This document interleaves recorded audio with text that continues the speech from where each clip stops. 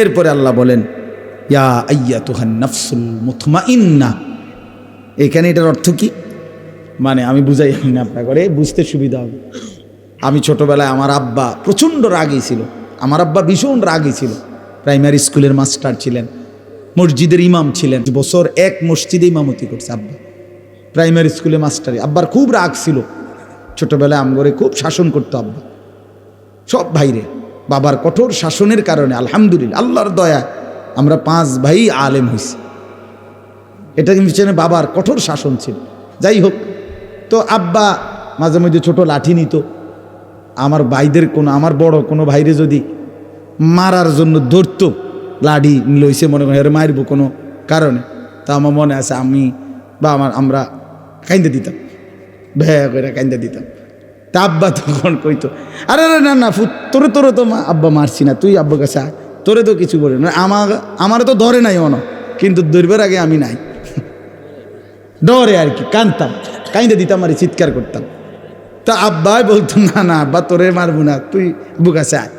তো আল্লাহ তাআলা এখানে বলতেছে এই নাফরমানের বান্দা ফিডা দেখলে, ইমানদার বান্দা নেককার বান্দা যদি আবার ঘাবড়ায় যায়, হায় হায় কি হইতেছে, তো আল্লাহ তাআলা নিজে তখন ডাক দিবে ইয়া আইয়াতুহান নাফসুল মুতমাইন্না, এই আমার ইমানদার বান্দা প্রশান্ত আত্মা, জিন্দেগি ভর আমার গোলামি করেছো, আমার হুকুম মানছো, ইরজিই ইলা রাব্বিক, আরে তুমি আমার কাছে আসো বান্দা, এদিকে আসো, তুমি ঘাবড়াইও না, এই ফিডাফিডি বান্দা বান্দি দেখা তুমি ঘাবড়াইও না, তুমি আমার কাছে আসো, রাদিয়াতাম মারদিয়া, আমিও তোমার উপরে রাজি, তুমিও আমার উপরে রাজি, কোন কাপড়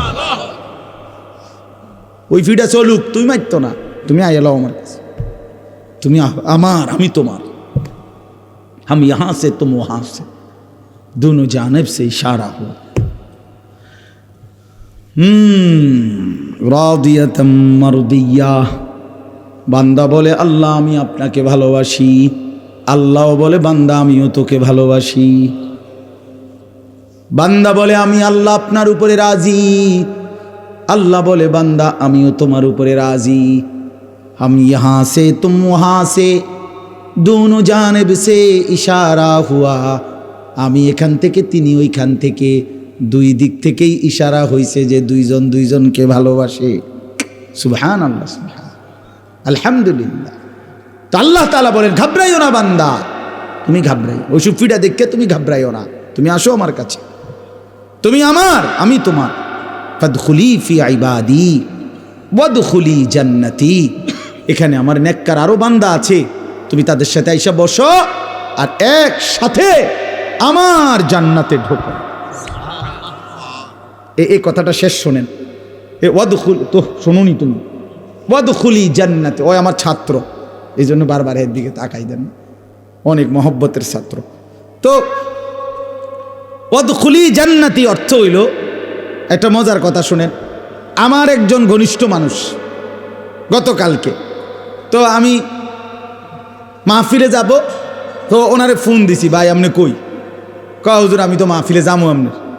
তা আমি বললাম না, আপনি আমার গাড়িতে যাবেন, আপনি অপেক্ষা করেন, আপনি আমার গাড়িতে যাবেন, কামনের গাড়িতে আমার নিবেন। আমি হ্যাঁ, এইটা বলছি, আর যে সে এতটা খুশি হয়েছে যে আমার গাড়িতে নিমু বলছি।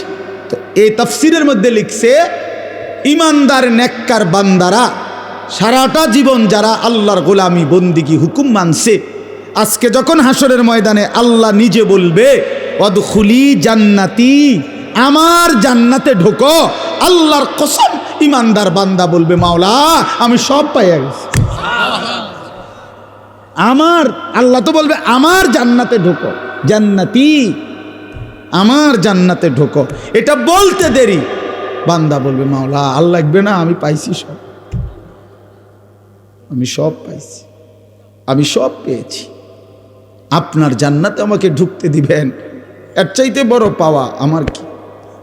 এই শব্দটা বলাতে বান্দা ভীষণ খুশি হল যে আল্লাহ নিজের বলতেছে যে আমার জান্নাতে ঢুকো, আমার জান্নাতে ঢুকো। আমরা হাদিসে পড়ছি হযরত উবাই ইবনে কাব নবীজির একজন বিখ্যাত সাহাবীর নাম, উনি ছিলেন সাহাবীদের মধ্যে সবচেয়ে সুন্দর কোরআন পড়তেন, সাইয়্যিদুল কুররা উবাই ইবনে কাব। রাদিয়াল্লাহু তাআলা আনহু। নবীজি একদিন উনাকে ডাক দিয়ে বলছে, উবাই তুমি আমারে কোরআন পড়ে শোনাও। তখন ওই সাহাবী উবাই ইবনে কাব বলতেছে, ইয়া রাসূলুল্লাহ আমি আপনাকে কোরআন শোনাবো? আমরাই তো আপনার কাছ থেকে শুনি শিখি, আপনার উপরে কোরআন নাজিল হয়, আমি কেমনে, আমার সেই সাহস কোথায় আপনাকে শোনাবো? তো আল্লাহর নবী সাল্লাল্লাহু আলাইহি সাল্লাম বলছেন, উবাই মহান আল্লাহ পাক রব্বুল আলামিন তোমার নাম উল্লেখ করে জিব্রাইলকে পাঠাইয়া আমারে বলছে তোমার কাছ থেকে আমি আল্লাহর কোরআন মালিকের কালাম শুনতে। তখন হাদিসে স্পষ্ট আছে এই সাহাবী একটা পাগল হয়ে গেছে, কয় কি? তো উনি 3 বার একটা কথা জিগাইছে পরপর, আসাম্মানি আল্লাহ, আসাম্মানি আল্লাহ ইয়া রাসূলুল্লাহ, আর আমার নাম বলছে আল্লাহ, আমার নাম। নবীজি বলেন হ্যাঁ তোমার নাম। উনি আবার বলছে আসাম্মানি আল্লাহ। আরে মনে করেন কথা আটকাই গেছে না মহব্বত ওনার। ইয়া রাসূলুল্লাহ বলেন কি, আমার নাম নিছে মালিক। নবী বলছে হ্যাঁ তোমার নাম। আবার বলছে উনি আমার নাম, বলছে হ্যাঁ তোমার নাম। আল্লাহর কসম হাদিসে আছে, ফাবাকা, এই সাহাবী অজরে কাঁদতে শুরু করছে, চোখের পানি ছেড়ে দিছে। হায় রাসূল, নবী, এই গোলামের এর চাইতে বড় সৌভাগ্য আর কি যে তার মনিব তার নাম দিছে। গোলামির এর চাইতে বড় তৃপ্তি কি, এত বড় মহান মাওলা তার নাম নিয়েছে। এজন্য বান্দা যখন আল্লাহকে ডাকে আল্লাহ বান্দার নাম নেয়। মান যাকারানি ফি নফসিহি যাকারতুহু ফি নফসি, বান্দা যখন একাকী আমারে ডাকে আমি তারে একাকী ডাকি। বান্দা যখন সবার মাঝে আমারে ডাকে আমি তখন সবার ফেরেশতা নিয়ে তাকে ডাকি, মানে তার উপরে রহমত করি। এজন্য ইনশাআল্লাহ আমরা প্রত্যেকেই নামাজ পড়বো তো ইনশাআল্লাহ। আল্লাহর হুকুম মানে গুনাহ ছেড়ে দেন, বেপরদিগি বেহায়াপনা হারাম উপার্জন ছেড়ে দেন ইনশাআল্লাহ। আজকে ইত্তেহাদুল উলামা এই পরিষদ আলহামদুলিল্লাহ মানবতার কল্যাণ সারা দেশ নিয়ে ভাবতেছে, আল্লাহ তাদেরকে সর্বোচ্চ বিনিময় দান করেন। উত্তরবঙ্গে বাপ আমি দিনাজপুর জেলায় 40 দিন একটানা দাওয়াত ও তাবলীগের সফরে ছিলাম, যখন দেখছি অনেক করুণ অবস্থা যে প্রতিনিয়ত সেখানে খ্রিস্টান মিশনারিরা মুসলমানদেরকে খ্রিস্টান বানানোর ষড়যন্ত্রে প্রকাশ্যে কাজ করছে। কাদিয়ানিরা মুসলমানদেরকে কাদিয়ানি বানাবার জন্য প্রকাশ্যে কাজ করছে, অথচ খ্রিস্টানরাও কাফের, কাদিয়ানিরাও কাফের। 100 কাফের, 100। কাদিয়ানিরা কয়শো কাফের? আবার বলেন কয়শো কাফের? 100 কাফের, 100 খাতমে নবুয়তকে যে অস্বীকার করে, রাসূলুল্লাহ সাল্লাল্লাহু আলাইহি সাল্লাম শেষ নবী, এই কথার উপরে এক বিন্দু যে ব্যাখ্যা করে সে বেঈমান। ভিন্ন কোনো ব্যাখ্যা নাই। তিনি শেষ নবী, তিনি আখিরি নবী, তিনি খাতামুন নবিয়্যিন।